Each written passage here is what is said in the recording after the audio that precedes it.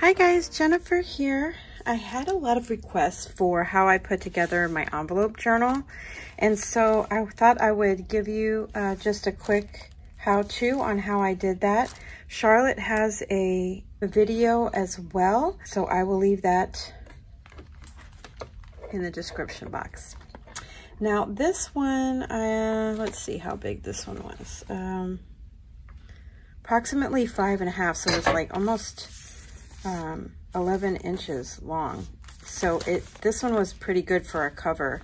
But even on the inside, I have some sticking out. I have all different layers, so you have a lot of different possibilities when you do this. What I did was I collected a bunch of envelopes from, junk mail, okay? And then I just layered them in here. So this one is a little bit smaller. This one is about 4.5 inches. So if you want something bigger, you can either use one of those like 6x9 envelopes and use that for the cover, or you could just leave it as is. I guess this one would have been, let's see, about 14 centimeters, and this one would be 11.5 or so. Anyway, you just take your envelopes. It's really simple, guys. Some of them I put upside down. You can use these as pockets, or you can cover them. I think Gina and Charlotte, they collaged their envelopes. I ended up covering each one of them. I will show you how I think I covered one or two or something like that after I explain how I put this together, okay? So I put the largest one here on the outside, and you have the pockets on some of them, so you can either fold, like let's say you can give it a little bit of room and have different lengths. So this page would be like this, and then that one would be longer, or you can fold it in half however you feel, So for this one, since the seam is right there at the end, I would probably do the pocket at the top, and I would cut that and glue this down. And then for this side, you could cut this opening and make that like a side pocket. But this is the cover, so I probably wouldn't make the cover a pocket, probably. So then that would be your largest one. And then I had a couple of these window envelopes. So like this one is all the way across, so I just folded that. And I would probably make the side a pocket. So I would cut this side open and then make it a pocket.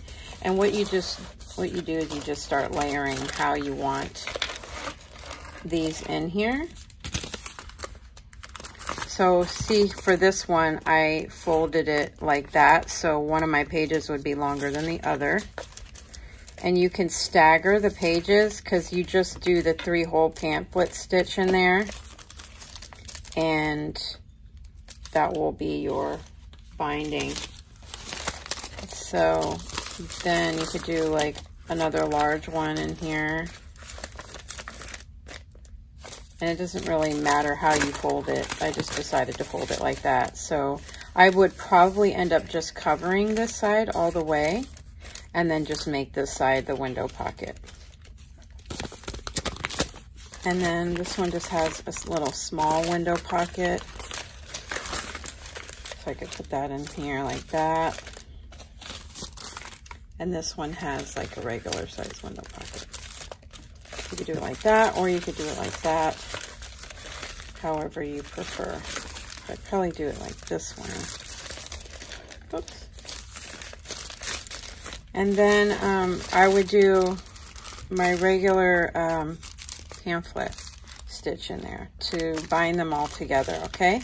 Now, I covered it before I did any of the binding because obviously that would make it a lot easier. But if you don't feel like covering all the pages and you just want to do like some collaging on there, that would be probably even easier.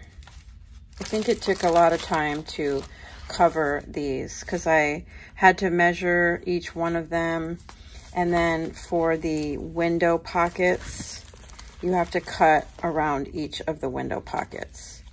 So, for example, this one, I cut the paper around that. So I had to measure in here how big everything was, and then do a center cut and then just cut the inside.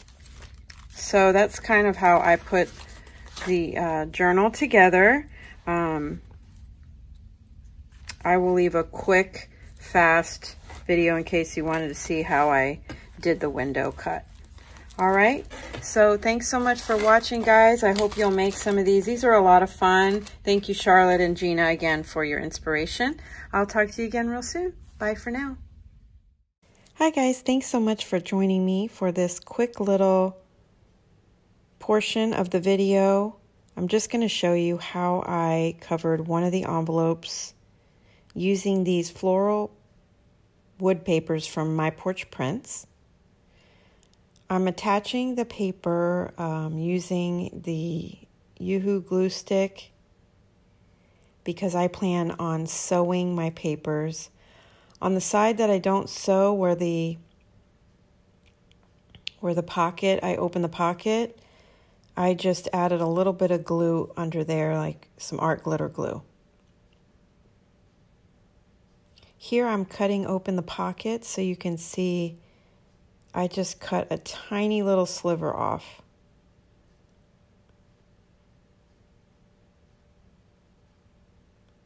So when you glue the flap down of the envelope, you want to just make sure that you don't glue it shut.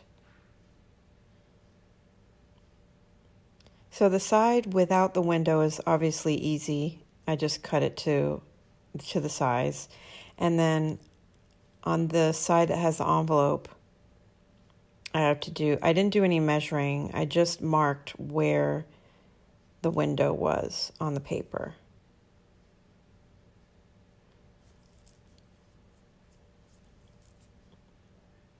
The biggest trick that I learned from making the first mistake was cutting it in about 1 millimeter inside of the window.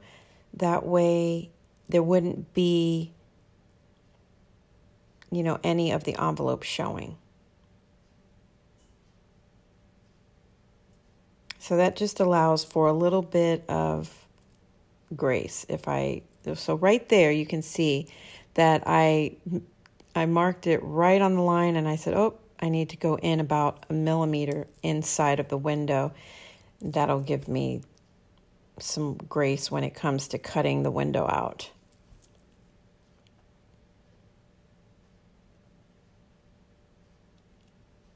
So I'm using the ruler to connect the two lines that I created.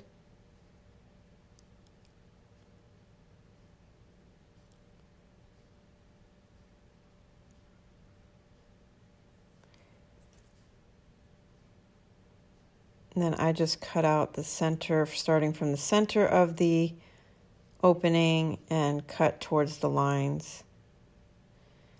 I didn't think it needed to be perfect. If you have, if you want to make it perfect, then you can use one of those grids and make sure your lines are completely straight. But I was okay with them just looking good to the eye.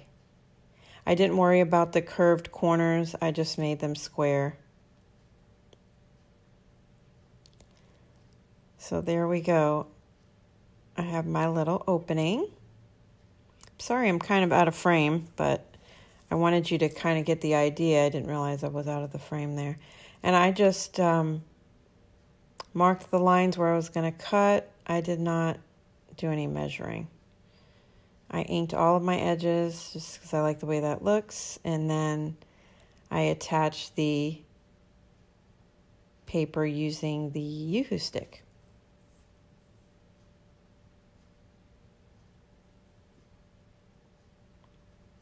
So that's really it, you guys.